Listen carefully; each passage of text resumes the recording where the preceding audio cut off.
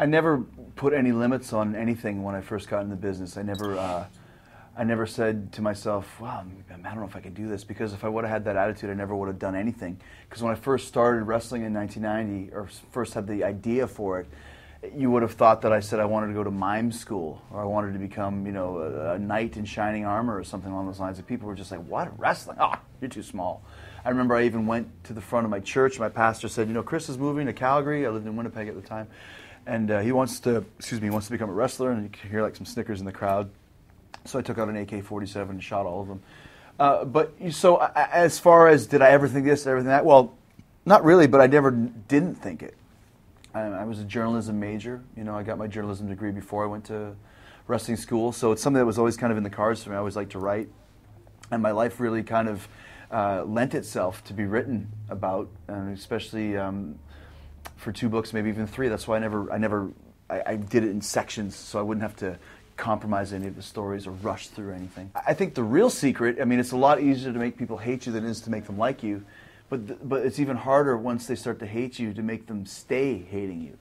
And if you look at the greatest villains of all time, and not just even in wrestling, if you look at Darth Vader or the Terminator or Freddy Krueger or whatever, they end up becoming good guys within 2 or 3 movies because they're so entertaining and so exciting. And I think that's the same with wrestling heels. So you really have to be careful and walk this line of not being boring, but not really wavering too far into the to the zone where people are going to like what you're doing, or catchphrases or merchandise or anything along those lines. So I think I did a pretty good job of walking that line. Of course, some people are always going to like you, but those are the ones that really get under my skin and really piss me off. So I have to try and figure out a way to make them not like me. If someone would be going like this, in the front row, and you just go like this, and they're like, hey, we were cheering you, you're a jerk, and then suddenly you got them where you want them again. So it's all manipulation. It's being a puppet master. My earlier part of my career was more into the athleticism because I was working more in Japan and Mexico, but I still had a personality, especially in Japan. I had a real mean personality.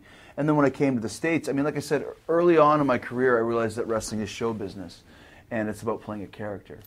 So I never had a problem with that. I never went to the ring ever as the guy that you're talking to right now. Ever, ever, ever, ever, ever. You often hear like Ozzy will say when he goes on stage, the switch flicks and he becomes Ozzy. And that's why I became Jericho every time I walked through the curtain, no matter what company I was in or what stage of my career. So that really made a lot. I was really committed into what I was doing. So if it was a bad guy, I would be the meanest of all and not care if people didn't like it, not care about anything, just be focused completely. And I think that's one of the reasons why I was able to succeed the way I did. To me, like I said earlier on the show, is that I always wanted to be the party host. I wanted to have the biggest personality, and I wanted to be like a David Lee Roth or a Paul Stanley on stage or in the wrestling ring. So when we started doing Fozzy in '99, I took that persona and took it back from the ring onto the stage. And once again, having no inhibitions, no worries, no cares, just throw it all against the wall and get completely into it. And people appreciate that. They enjoy it. Like I said, when you commit to what you're doing, that's what they're there to see. They're there to be entertained. They're there to have a great time. And if you're having a great time, that rubs off on them. And that's the same if you're wrestling, if you're being a singer in a band, if you're acting on a live stage. It's all if you can get them into what you're doing. That's the most important thing. That's show business. I love playing characters. I played a character for 20 years.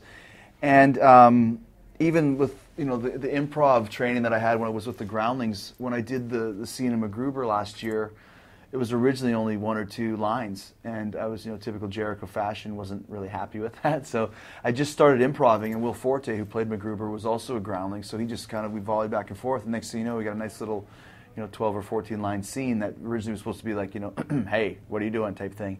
So I would love to continue doing more of that.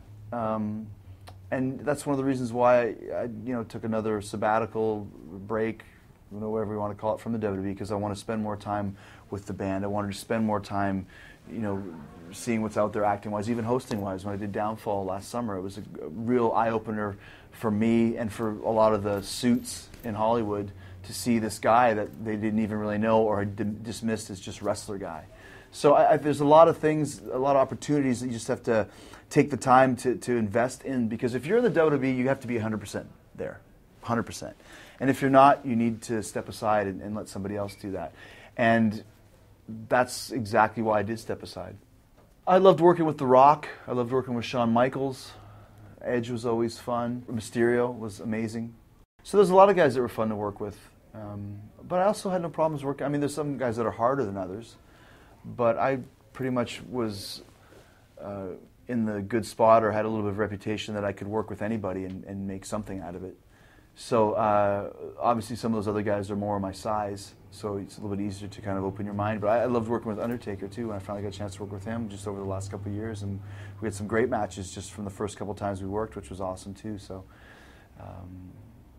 yeah, just like I said, just have to kind of know how to get into guys' heads and work for them rather than trying to work for yourself. I might have already left wrestling for good. I don't know. It depends. But I just want to be known the same thing as I want to be known in anything that I do, as somebody who gave 100% to entertain and was a pretty exciting performer, and that people, when they saw me do whatever it was I was doing, felt that they got their money's worth. That's all that I care about. You know, you can't really say, and it's kind of a cop-out, but you can't really say this guy or that guy or this guy, because I think if an average person, or even an average athlete, football player, hockey player, boxer, UFC guy, I don't care who it is, if you work the schedule that the WWE crew works, every single night of taking a constant pounding, and plus add the constant travel on top of that, you know, the short sleeping times, trying to still work out, trying to eat properly, I would say that the toughest brand of human beings on the planet are WWE performers.